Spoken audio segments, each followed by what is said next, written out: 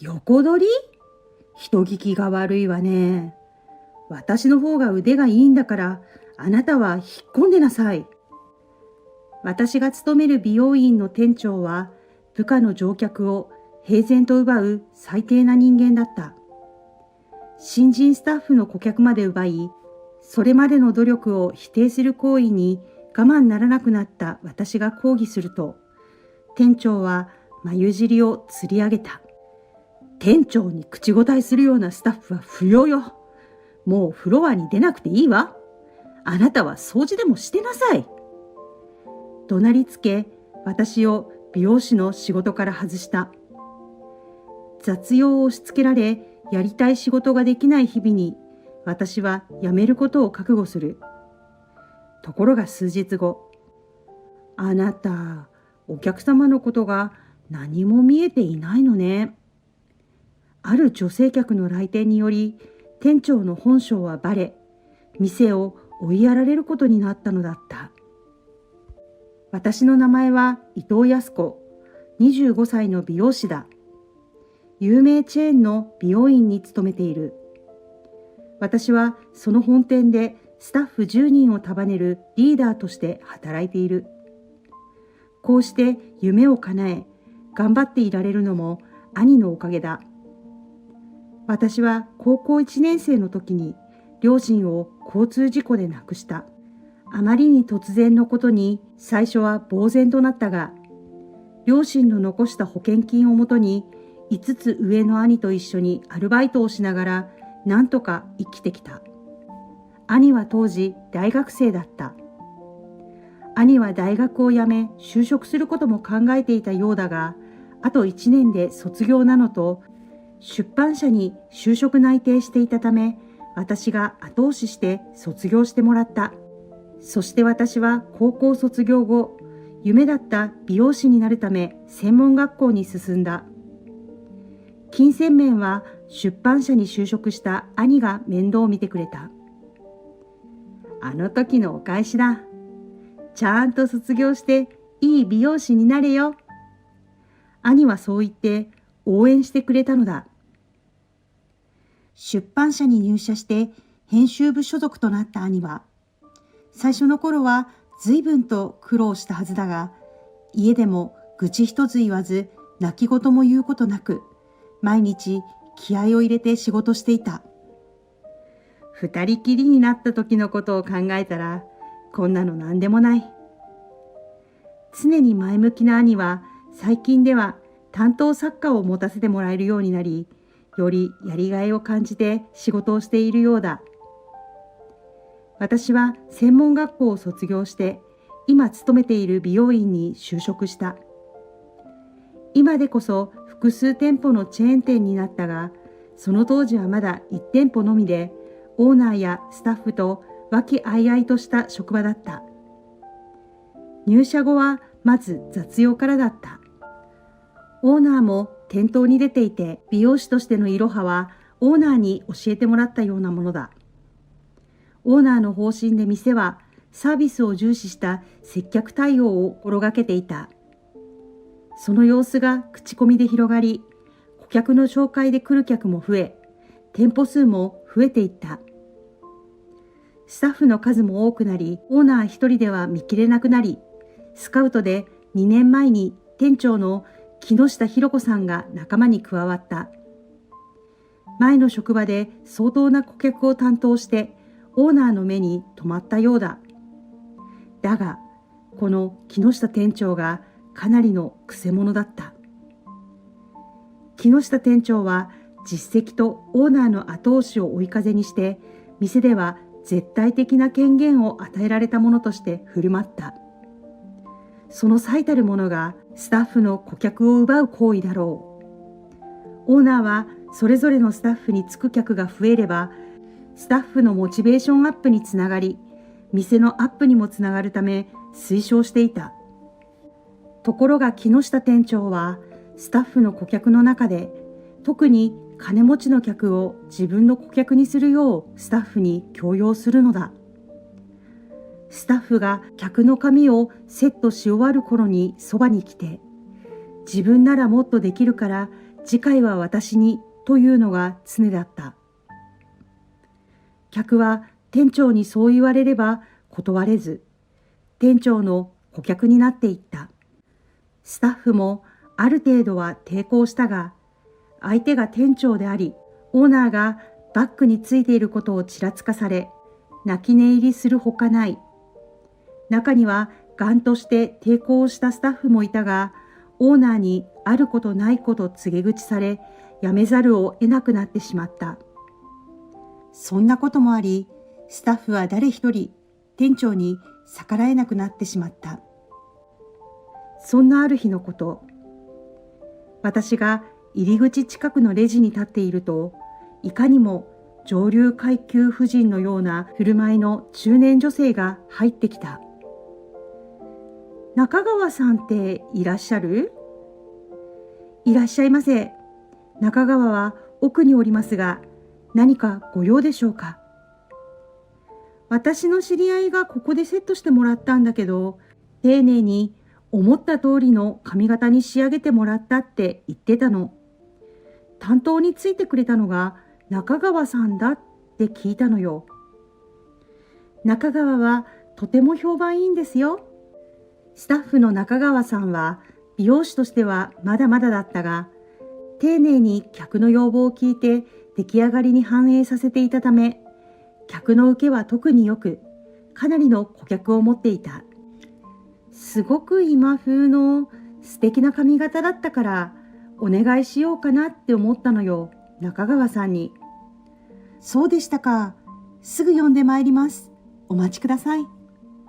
私は中川さんが陰でたくさん努力をしているのを知っていた。今も休憩中だが、新しい髪型のカタログで勉強しているはずだ。私は嬉しくなって中川さんを呼びに行った。中川さんは急いで店頭に出てくると、上流婦人の対応を始めた。私はリーダーとして頼もしくその姿を見ていたのだが、ふと視界の影に入った人影に眉根を寄せてしまう。木下店長が店の奥からその様子を見ていたのだ。なんだか嫌な予感がする。私の胸騒ぎをよそに、中川さんは客とコミュニケーションを取りながら、客の望む髪型にしていった。もう少しで完成というところで、木下店長が近づいていく。いらっしゃいませ。店長の木下と申します。中川さん、サイドはもう少し上げた方がいいわよ。それと全体的にボリュームが少ないわね。あなたもまだまだね。そこ直してみて。中川さんは下を向いたまま、わかりましたと答える。私は自分の客を案内する際、その様子を見ていたが、少し離れた席に案内したため、その後どうなったかはわからなかった。その後、私が接客を終えて入り口に戻ると、店長は満足そうな顔でカルテを見ていた。中川さんの姿は見えない。私は自分の客を見送った後、心配になり、中川さんのもとに走った。中川さんは泣いていた。中川さん、どうしたの？想像はついたが、私は聞いた。さっきのお客さんのこと？はい。私が前にセットしたお客様の紹介のお客様でした。私のセットがとても気に入ったので紹介していただいたみたいで。あなた、いつも勉強しているから報われたわね。それが店長から直すように言われて、今風のセットだったんですけど、それで直したの？お客様の前で言い合いできませんから。それもそうね。それで店長は中川がまだ未熟なので、次回は私、木下がやらせていただきますって言って、お客様も了承して帰られました。私はまたかと思った。もういい加減にしてほしい。え、その方は中川さんのお客さんよね。そうです。でもお客様も納得されたので。中川さんはうつむいてボソボソ話した。店長に言われたら断れないわよ普通。こんなこと一度や二度じゃないんだから。もう我慢できない。ちょっと文句言ってやる。私は店内に行くと店長に話があるからと声をかけ、一緒に奥に行った。店長、ひどいじゃないですか。中川さんのお客さんを横取りするなんて。横取り？人聞きが悪いわね。私は店長として助言しただけよ。あのお客さんは中川さんを信頼して来ていただいているんです。任せてあげたらいいんじゃないですか？おかしいからおかしいと言っただけよ。そしたらお客様が次回からは店長にって言われたのよ。店長から言ったんでしょ？何よその言い方。仮にも私は上司よ。それが上司に対する口の利き方？中川さんだけじゃないわ。他のスタッフからも顧客を横取りしていますよね。ここのスタッフのレベルが低いからでしょ？だから私が手伝ってるのよ。手伝いじゃないわ。邪魔してるだけです。この店の雰囲気悪くしているだけですよ。はっきり告げてやった。すると木下店長は眉尻をつり上げて私を睨んだ。店長に口答えするようなスタッフは不要よ。もういいわ。そこまで言うならあなたのお客さんは私が引き継ぐから、あなたはフロアに出なくていいわ。掃除でもしてなさい。店長はそう言って私に裏方の仕事を命じた。そして本当にこの日から私は備品の補充や掃除ばかりさせられるようになった。いつも言ってるでしょ？開店前には備品は全部満タンにしておくのよ。このシャンプーはいつになったらいっぱいになるの？床の隅にホコリが溜まってるわよ。ミラーも汚いわよ。お客様をきれいにする場所が汚くてどうするの？木下店長は少しでも落ち度があると、ここぞとばかりに嫌味を言ってくる。はじめはこんなことで負けるかと意地を張っていたが、一月が過ぎた頃から私もくじけてしまった。私は美容師をしたくてここに勤めていたのに、これでは何のために働いているのかわからない。さすがに嫌気がさしてやめようかと考え始めた矢先、忙しくてめったに電話に出ない兄から電話があった。どうしたの？珍しい。仕事が一段落ついたからな。美容院の仕事はどうだ？まあね、なんとかやってるよ。それならいい。たまには外で食事でもしようか。お兄ちゃんのおごりね。3日後、仕事帰りに待ち合わせをして食事に行った。美容師の仕事は楽しいか？兄には心配かけたくない。そう思い、私はにっこりと笑う。毎日が楽しいわよ。そうか、それならいいんだ。兄はそれ以上聞こうとはせず、自分の仕事の話ばかりしていた。自分が会社にいかに頼りにされているかを延々と話した。そういえば、店長はどんな人だ？ところが、そんなことを突然聞いてきた。結構実績のある客思いの店長だって前言ってたよな。不意をつかれて答えに窮した。そんな私を見て兄が小さくため息をつく。やっぱりそうか。知り合いがあまり評判が良くないらしいと言っていたから。私は知り合いって誰だろうと思いながら我慢できなくなり、店長の行状を一気に話した。黙って聞いていた兄はしばらく考え込んでいた。あとは俺に任せろ。さあ食べよう。兄はそう言って二度とその話題には触れなかった。それからしばらくは何事もなかった。ことが動いたのは仕事中にかかってきた一本の電話だ。その電話を切った私は店長のもとへ向かった。私の知り合いの人からの紹介で、作家の橋本優子さんがこちらに伺いたいと連絡がありました。店長は目をパチクリさせつつ、獲物を見つけたような鋭い視線を私に向けていた。橋本優子？あのベストセラー作家でモデルとしても注目されている？その人がうちに来るの？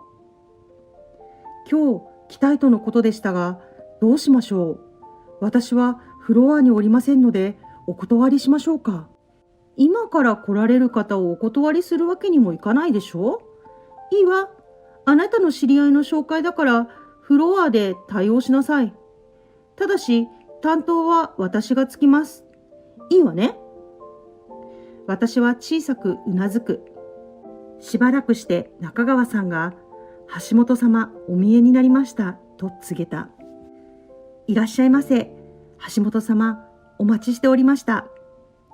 私が挨拶をしていると、すぐに木下店長が飛んできて隣に並んだ。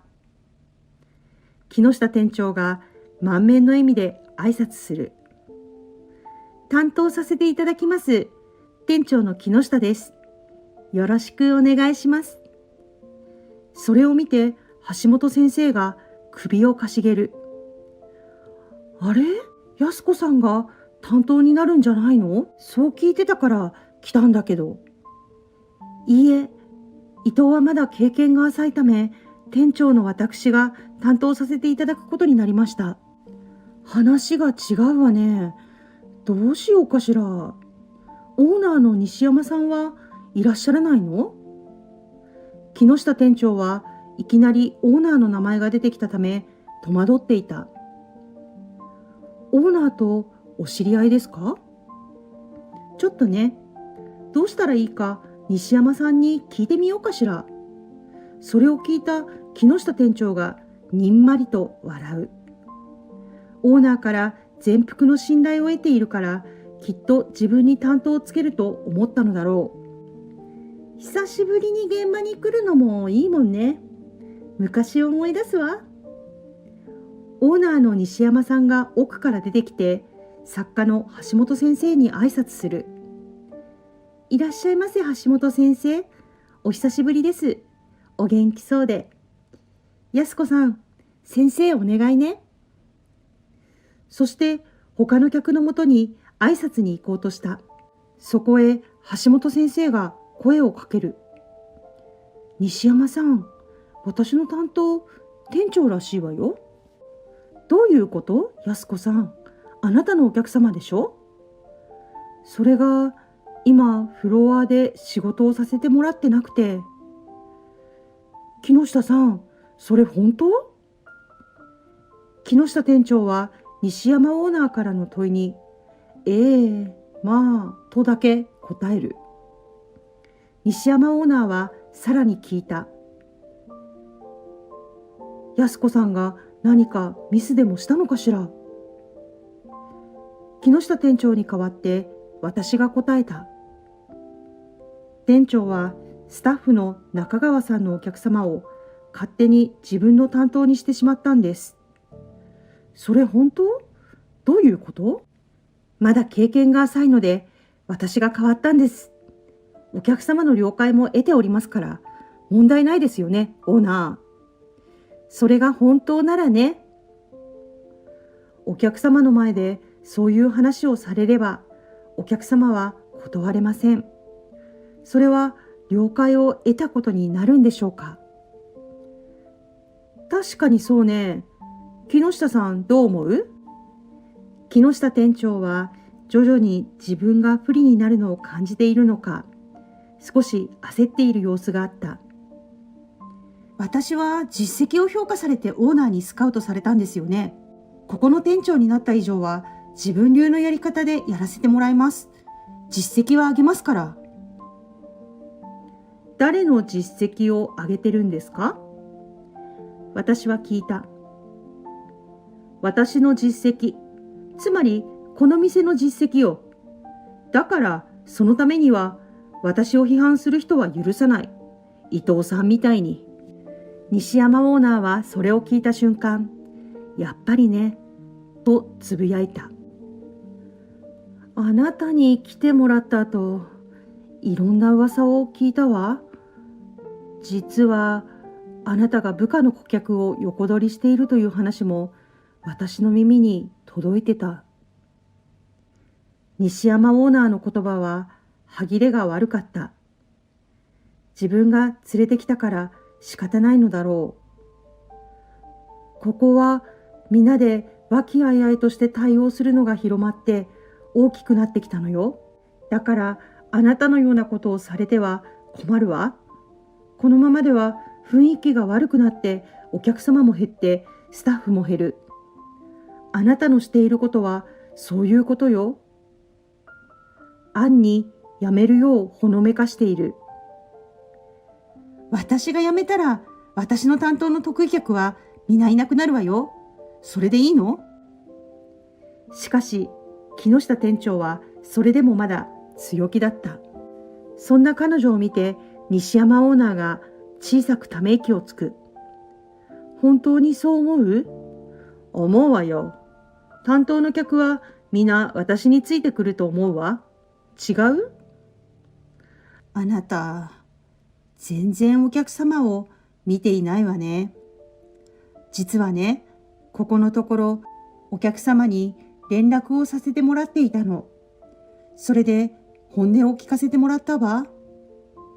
店長の手前断れなかったけど、本当は前の担当の人がいいってお客様みんな言ってたわよ。そんなはずない。お客様一人一人に聞いたから間違いないわ。こうも言っていたわ。今の店の雰囲気は重苦しい。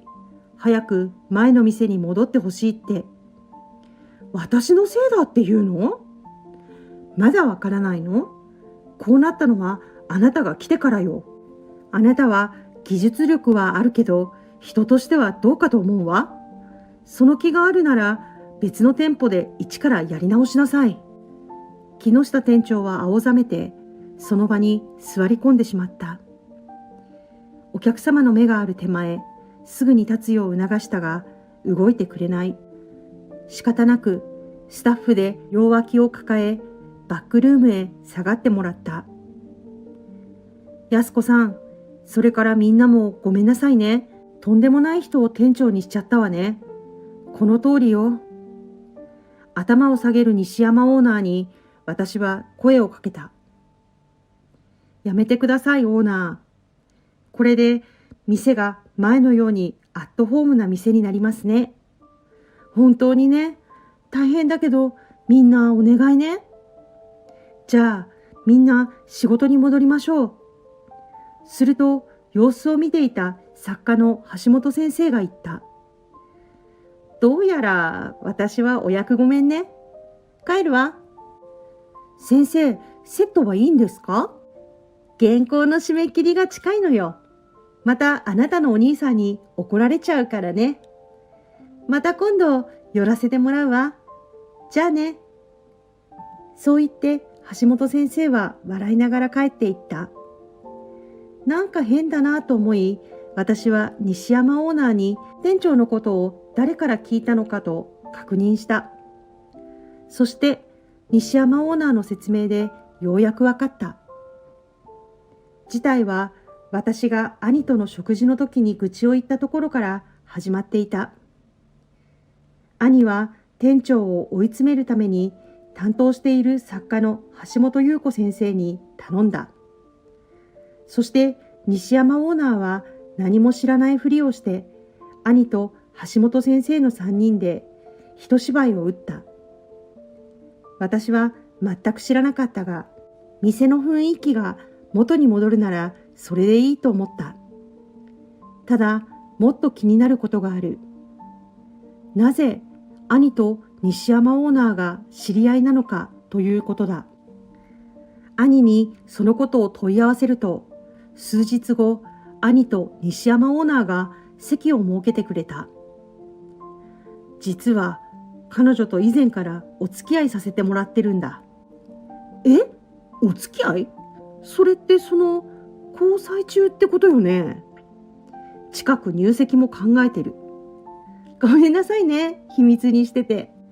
私がこの美容院に面接に来た時に兄についてきてもらったが、その時知り合ったらしい。全くわからなかった。しかもオーナーのお腹には子供がいるそうだ。兄は続けた。彼女には出産に合わせて家庭に入ってもらおうと思ってるんだ。それで安子、彼女に代わってオーナーの仕事を引き継いでくれないか？私がオーナー？そんなの無理よ。無理に決まってる。あら、私はやれると思ってるわ。あなたは人望もあるし、大丈夫よ。義理の妹に私の後を継いでほしいと、西山オーナー、いや、義士に頭を下げられる。そうまでされると断れない。それに迷いはしたが、あの店は好きだ。それじゃあやってみようかな。ありがとう。それじゃあ明日から特訓ね。しっかりオーナーの仕事を覚えてもらうわ。西山オーナーが最高の笑顔を見せる。兄はそんな彼女を温かく見つめている。私はあの店をどう盛り上げていくかをワクワクしながら考え始めていた。